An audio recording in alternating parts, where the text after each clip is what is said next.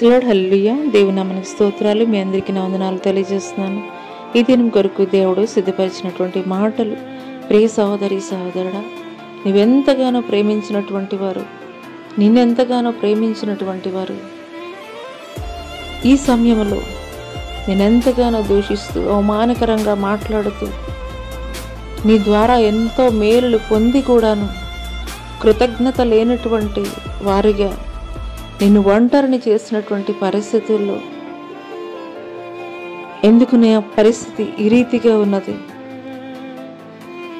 ఒకప్పుడు ఎంతగానో నా ద్వారా మేలు పొందుకున్నటువంటి వారే అయినప్పటికీ కూడాను నన్ను ఎందుకు ఈ రీతిగా ఒంటరిగా చేశారని నీవు ఆలోచిస్తున్నావా? అయితే దేవుడు పరిశుద్ధ గ్రంథంలోని ఒక యోఫ్తా జీవితం ద్వారా నీతోటి మాట్లాడుతున్నారు. యోఫ్తా చిన్ననాట నుండి తన కుటుంబంలో అన్నదమ్ముల మధ్య తల్లిదండ్రుల ప్రేమానురాగాలు పొందుకుంటూ పెరిగినటువంటి వాడే. కానీ పెద్దవాడైన తర్వాత సొంత అన్నలే దూషించి ద్వేషించి నిందలు వేసి బయటికి పంపించేసినటువంటి వారిగా ఉన్నారు, ఒంటరిని చేసినటువంటి వారిగా ఉన్నారు. అటువంటి సమయంలో యోఫ్తా ఎంతగానో తల్లడిల్లిపోయారు. చిన్ననాట నుండి ఎంతగానో నా కుటుంబంలో ప్రేమ ఆప్యాయతలు పొందుకుంటూ ఉన్నటువంటి నన్ను సొంత అన్నదమ్ములే ఎందుకు ఈ రీతిగా నన్ను ఒంటరిని చేశారని కృంగిపోయాడు. కానీ దేవుడైతే కనుక విడిచిపెట్టలేదు. ఏ జనుల మధ్య నుండి అయితే కనుక యోఫ్తాని నెట్టివేశారు, గెంటివేశారు, ఒంటరిని చేశారు,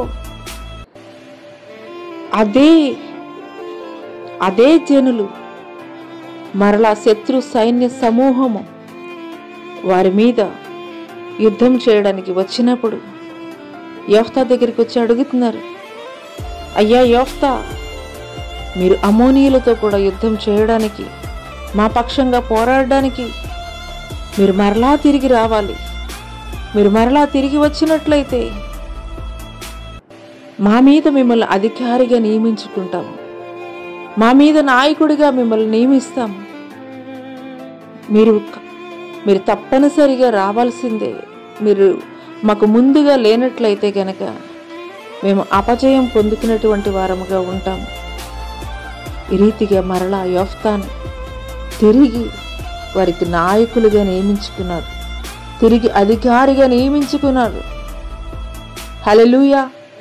ఈ మాటలు వింటున్నటువంటి ప్రియనేస్తమా, ప్రస్తుతం నీ జీవితంలో కొనసాగుతున్నటువంటి పరిస్థితులను బట్టి నిందింపబడి, అవమానింపబడి, దూషింపబడి, ఒంటరిని చేసినటువంటి మనుషుల్ని గురించి నీ విచారిస్తున్నావా? ఆలోచిస్తున్నావా? అయ్యో, ఎందుకు నేను ఈ రీతిగా ఒంటరిగా మార్చబడ్డాను? దేవా, ఎందుకు నా జీవితంలో ఈ రీతిగా ఇలాంటి పరిస్థితుల్లో ఉండడానికి నీవు అనుమతించావని దేవుణ్ణి ప్రశ్నించేటువంటి స్థితిలో నీవు ఉంటున్నావా? ఒక యోఫ్తాని ఏ రీతిగా ఒంటరిని చేసి దూషించి, ద్వేషించి, నిందించి, అవమానించి సొంత కుటుంబీకులే ఒంటరిని చేసినప్పటికీ కూడాను దేవుడు మరలా తిరిగి వచ్చి ఏ జనుల ద్వారా అయితే వెలివేయబడ్డాడో అదే జనులకి అధికారిగా, నాయకుడిగా నియమించాడు. అదే జనులకి యోఫ్తా మాత్రమే దిక్కైనటువంటి వాడిగా దేవుడు నిలబెట్టాడు. ప్రస్తుతం ఉన్నటువంటి పరిస్థితులను బట్టి కృంగిపోకు. ప్రస్తుతము నీ పొందుతున్నటువంటి అవమానాలను బట్టి నీ విచారించకు. ఏ జనులైతే నిందించారో, అవమానించారో, హీనముగా చూశారు, అదే జనులకి నీవే దిక్కు దిశగా దేవుడు మార్చబోతున్నాడు. నిన్నే వారికి అధికారిగా నియమించబోతున్నాడు. నీవే ఒక నాయకుడిగా నిలబడాలని వారి నోట నుండి మాట్లాడే రీతిగా దేవుడు జరిగించబోతున్నాడు. ఈ మాటలు దేవుడు నా కొరకే మాట్లాడుతున్నారని నీవు విశ్వసించగలిగినట్లయితే ప్రతి విచారాన్ని కొట్టివే. ఒక యోఫ్తాని ఏ రీతిగా దేవుడు తను నమ్ముకున్నటువంటి వారిని తలగా ఉంచుతాను గాని తోకగా ఉంచనని దేవుని లేఖనం తెలియజేసినటువంటి రీతిగా నీవు ఒంటరివి కాదు. దేవుడు నిన్ను తలగా ఉంచబోతున్నాడు. వారికి ఆశీర్వాదముగా ఉంచబోతున్నాడు. వారికి దిక్కు దిశగా మరలా దేవుడు నిన్ను నిలబెట్టబోతున్నాడు. అట్టి కృప దేవుడు నీకు దయచేయునుగాక. ఆమేన్.